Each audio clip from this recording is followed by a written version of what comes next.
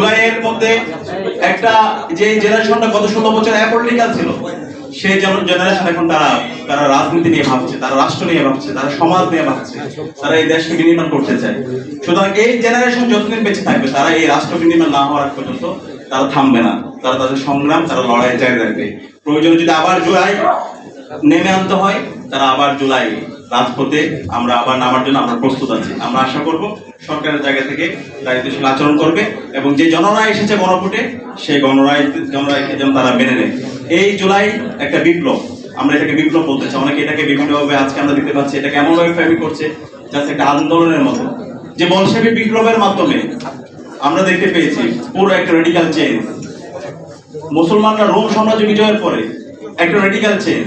আমরা চাই এই জুলাই বিপ্লবের মধ্যে বাংলাদেশের সামগ্রিক জায়গায় আমাদের বিচার বিভাগ, আমাদের সংবিধান, আমাদের রাষ্ট্র ব্যবস্থা এবং সব জায়গায় আমূল পরিবর্তন আসবে এবং সে জায়গায় জুলাই সনদের যে আইনি ভিত্তি, জুলাই সনদের যে আদেশ, সে আদেশ বাস্তবায়ন হবে এবং সে ভিত্তিতে একটি ইনসাফ ভিত্তিক বাংলাদেশ, শহীদদের আকাঙ্ক্ষার আলোকে বাংলাদেশ বিনির্মাণ হবে।